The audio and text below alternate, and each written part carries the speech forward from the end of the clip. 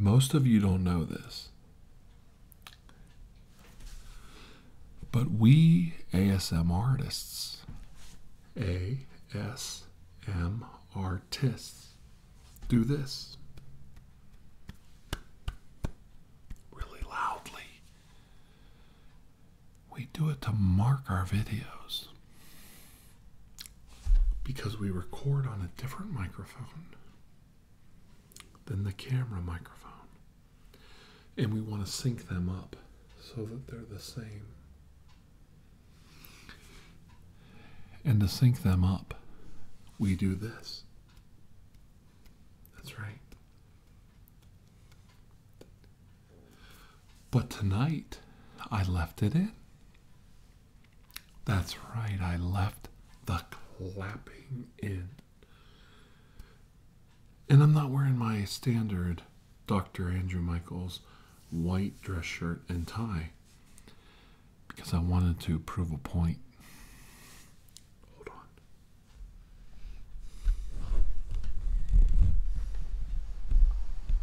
Stay with me, babies. Stay with me because I need you to listen. I really need you to listen hard. And if you don't listen, you can't hear the message. Okay? Okay. One day ago, I put up a commercial for my channel saying that Lebron James was going to kick the living tar shit out of the Golden State Warriors. Yeah. And one day later, less than 24 hours later, he played that game on Tuesday night. And that would be June 9th. And it didn't decide the championship. No. It was just a 2-1 win in a series of, best of 7. But I told you when they come back to Cleveland that LeBron James and company were going to kick the living tar shit out of the Golden State Warriors. And I got a lot of guffaws and laughs out of that. I got a lot of, oh man, you're really funny with that video. And it really wasn't a typical ASMR video. It was only a 2-minute commercial.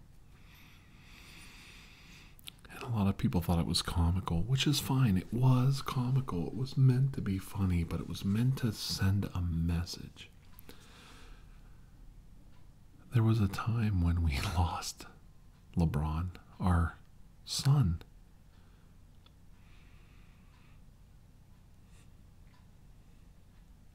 We lost our son, our favorite son. Akron's very own LeBron James went from Cleveland to Miami and he started winning championships. This is his fifth championship appearance right now. In 5 consecutive years. Nobody's done that since the 1960s. And you know what else hasn't been done since the 1960s? The city of Cleveland hasn't had a championship sporting team since 1964, which is 51 years ago, my entire lifetime. I know I look like I'm 110, but in my entire lifetime, in 51 years, a Cleveland professional sports team has never brought home a national championship. We've had to live with the Iron Curtain and the Big Red Machine and the Bengals and on and on. The closest I ever came to a championship local team was I grew up in Youngstown, Ohio. I really did. I grew up near Youngstown, Ohio. And Edward DeBartolo Jr. owned the San Francisco 49ers. And it was kind of like with Joe Montana and the 49ers was kind of like a local team. And the 49ers respected the city of Youngstown. They respected Edward D. Bartolo Jr. for putting together a championship team. And they respected the diverse ethnicity of Youngstown. The Ukrainians, the Italians, the Greeks, the Irish, the English, the African Americans. Everybody in Youngstown comes together. You got your Slovak hall, you got your Ukrainian hall, you got your Italian American club. Can you be quiet, please? Every ethnicity is represented in Youngstown, and we all got along. And these players from all over the United States and North America respected what Edward D. Bartolo Jr. did with the San Francisco 49ers in the 1980s and 90s. They used to get pizza from Wedgwood Pizza, Wedgwood, Austintown, Ohio. They would cook it, put it on an airplane, and fly it to San Francisco to celebrate a 49ers win. They would fly pizza to San Francisco from Youngstown, Ohio. And as silly and petty and frivolous as that sounds, it meant something to us. It meant something to us. We were a part of something. I used to go to Wedgwood up in Austintown, Ohio, and there was Old Man Fernando. Old Man Fernando from Wedgwood Pizza was standing right there watching my pizza cook in his pizza ovens. And it meant something to me that that man shipped his pizzas to a Super Bowl winning team in San Francisco, California. Not once, but many, many times, 4 times at least, on a jet airplane. That we were connected to that winning cycle, that winning team, that dominant NFL team. We were connected to that. That meant something to me. It was respect.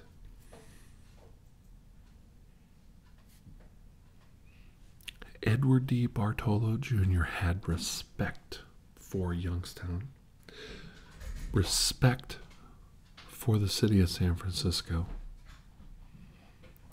and respect for the sport of professional football. He wanted those people to know about Youngstown, know about where he came from. And it meant something to him. I've taught my kids over and over again. Love, hope, joy. Those things all are important in life, but respect is forever. So it all brings me back to today.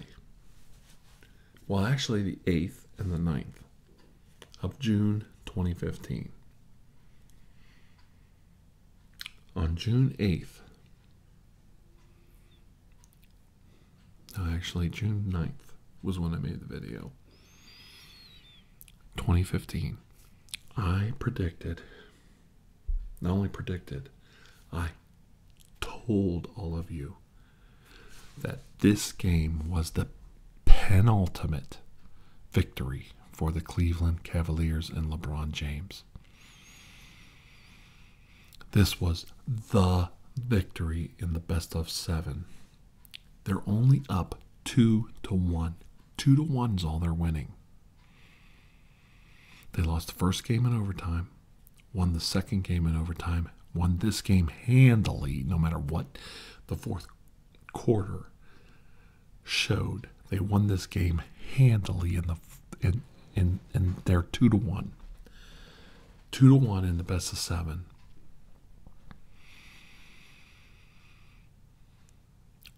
And furthermore, this was the lowest scoring halftime performance by the Golden State Warriors in a half in the entire 2015 series.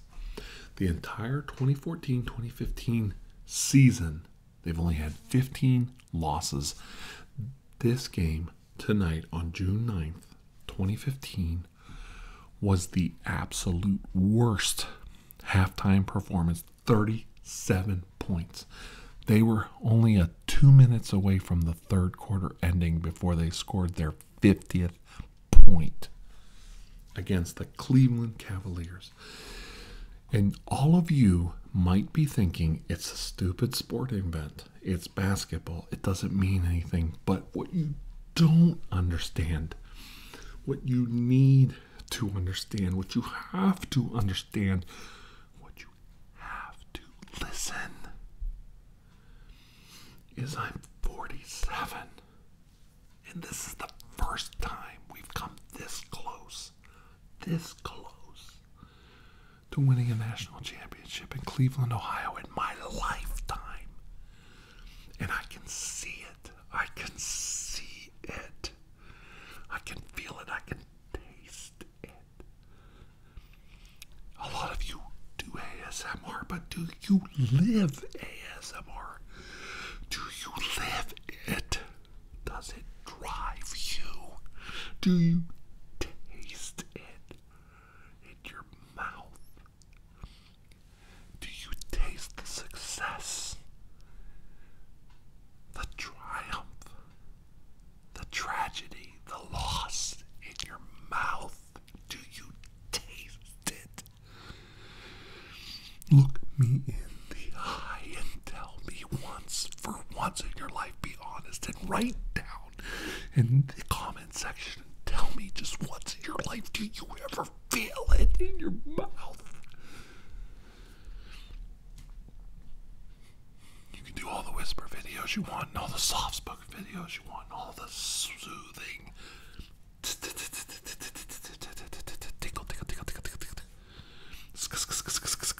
videos you want. But do you feel it? Please tell me. Because I don't know if you know how I feel. I'm reaching out to you. That's right. I'm reaching out to you right now. And I can see you. I can see you with my mind's eye. And I know you don't understand everything because you don't know the history of Cleveland and the curse. There's a curse. An actual curse. Placed on the fine working class city of Cleveland, Ohio. There was a guy named Paul Brown. Paul Brown was a football god.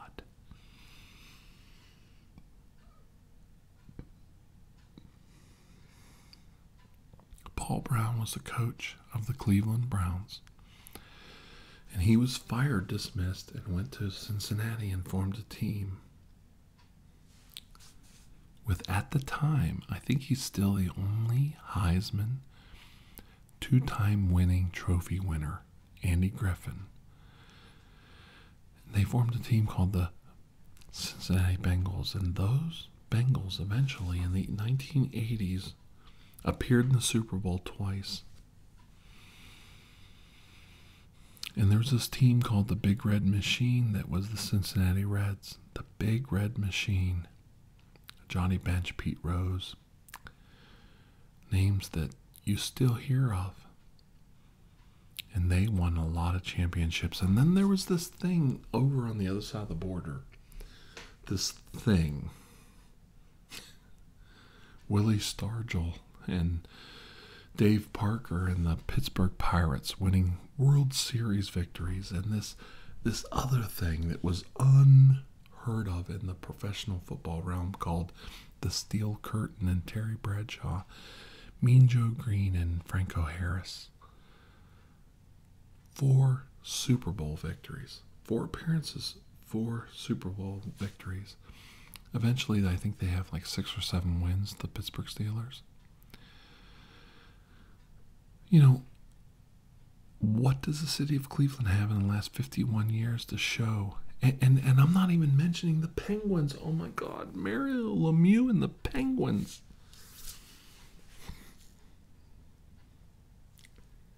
Cleveland has 1 or 2 or 3 dramatic failures as a professional football team in the AFC Championship to get to the Super Bowl with Brian Sipe and then Bernie Kosar in the late 80s.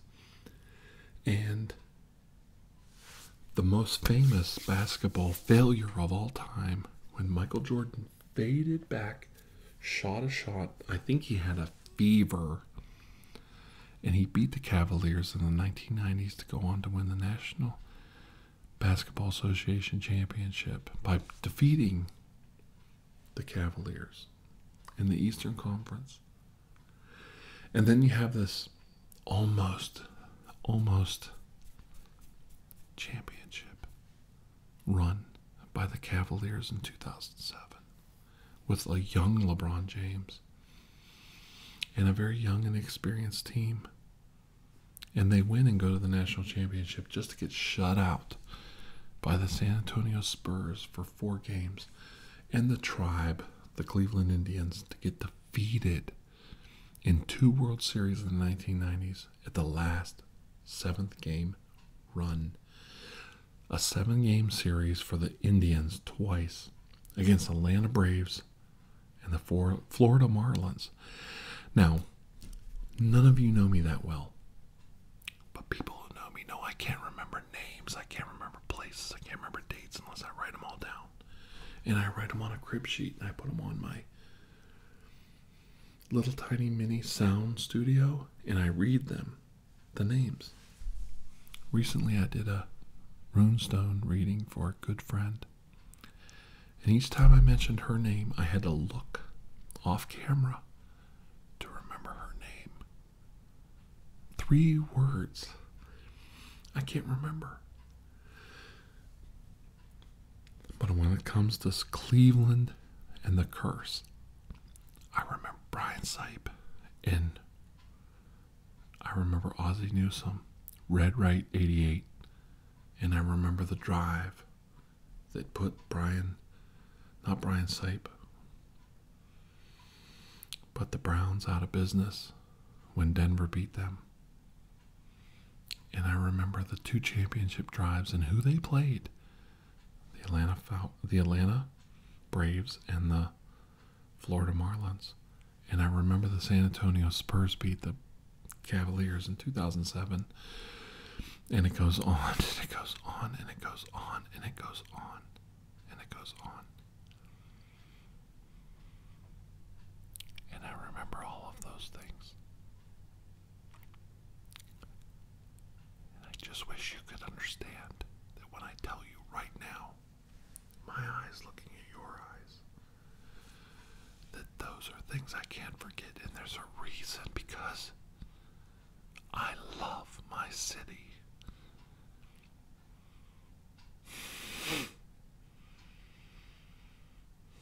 I love the city of Cleveland, and I love the city of Youngstown, Ohio. And I could go anywhere in the world, and I'll never forget the working class, hard people of Youngstown, Akron, Canton, and Cleveland, Ohio. I'll never forget them. I love them. I love the people I grew up around. I love this community. I love the diversity, the mixing of all the different races and religions, the melting pot of Youngstown, Cleveland, Akron, Canton. Northeast Ohio is the heartbeat the literal heartbeat of the United States of America. And it bleeds true red, white, and blue. You've never been to a parade. You've never been to a truly patriotic parade until you've been to a parade in where I live. And you see the Browns backers van, or Santa Claus, or the veterans.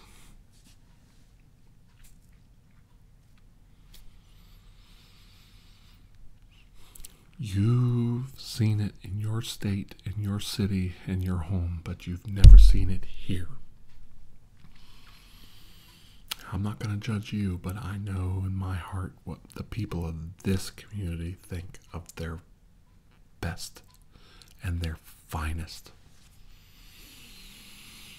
And I told all of you in a short commercial video for my channel that LeBron James and the Cleveland Cavaliers were going to wipe the floor with them. And I was right, and I'm going to tell you why now. I'm going to tell you why. I'm going to tell you why. And I want all of you to know why the Golden State Warriors don't stand a ghost chance in hell of winning this championship. And this isn't a prediction. This is the God-forsaken truth. There's no curse. I don't care if Little B stands on his head with Kanye West sitting on his ass and Kim Kardashian kissing his wazoo. They ain't gonna win. The Golden State Warriors are not gonna win. And I'm gonna tell you why. One word. One word. Respect. Before this game happened, I knew through press releases that Jim Brown was going to be at that game. Time and again, on the Cleveland Browns sideline, Jim Brown will show up to inspire the troops, to inspire the players. And every year he's let down, but he comes back every year. The great Jim Brown, one of the greatest running backs of all time, quit the NFL in his prime after the 1964 championship. Quit football to become a movie star. And he was in The Dirty Dozen. He's in a very pivotal scene in the movie The Dirty Dozen. He was in The Running Man, lots of movies. And I can remember these movies. Can't remember names. Can't remember places. But I remember Jim Brown. And every time Jim Brown is on the sidelines of a Cleveland Brown game or an Ohio State game, an Ohio State game, rooting them on, he's there. I remember when Ohio State went for the national championship, there was Jim Brown rooting on Maurice Clarett and Jim Tressel. But tonight, I had faith. I had the faith of a man who's waited 47 years to see a championship, to see a curse lifted, to see a city, a whole group of hard working class people be vindicated. And our forgotten son has come home. Our son has come home.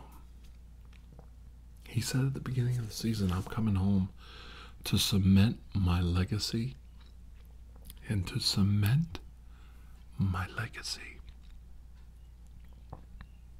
I must win a championship and bring it home for the city of Cleveland, Ohio, my home. Akron, Cleveland, Youngstown, Canton, Northeast Ohio. I'm going to come home and cement my legacy at my home. For my home. And if that isn't respect enough for a man, the man LeBron James. You can see the MSN article, and I'm going to put the link below because I don't think some of you believe me. But you have to see it. You have to know. You have to know, and you have to believe, and you have to see what I see. That the Golden State Warriors can't win. Even if they win, even if they defeat the Cavaliers in the best of 7, they have lost.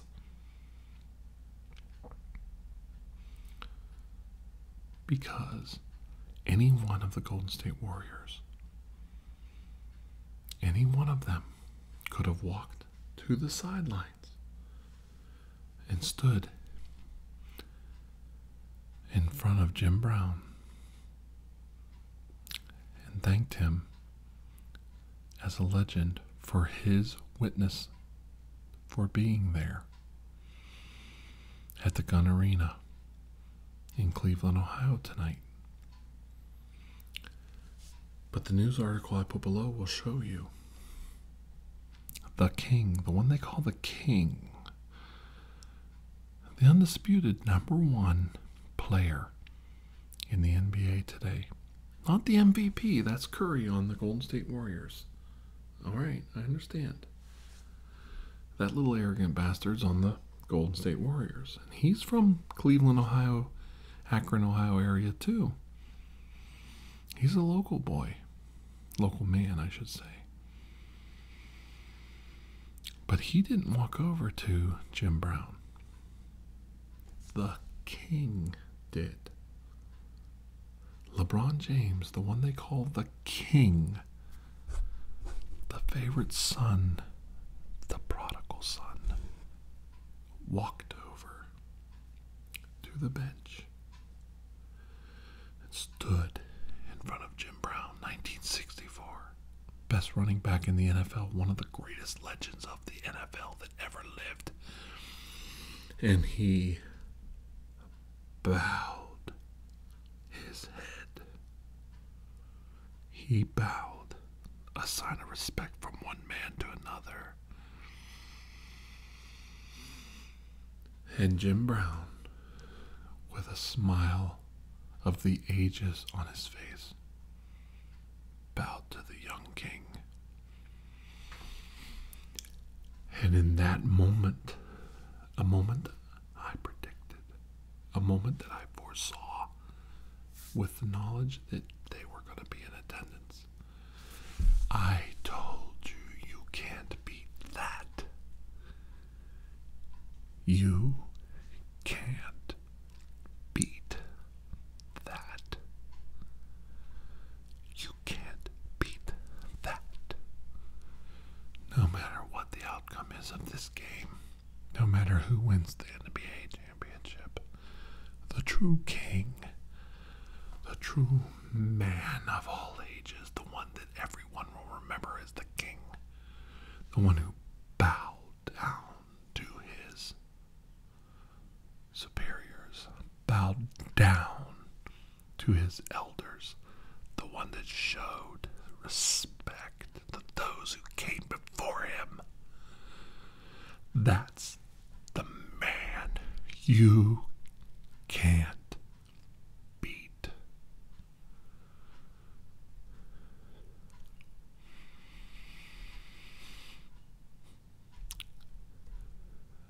I'm sorry if this sounds silly, but that's it. That's all there is. That's all there is to tell.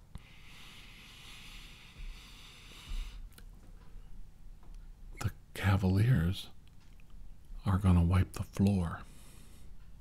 If you thought this third game, best of 7, 2-1 Cavaliers advantage was such and such, you don't want to see what they do Thursday night and beyond, because this series is over. And I told you it was. And that's what being a man is all about. One man knows what another man is, and he can point to it and say, that's somebody you don't mess with. Lesson learned. Thank you so much for joining me today. And please please have a most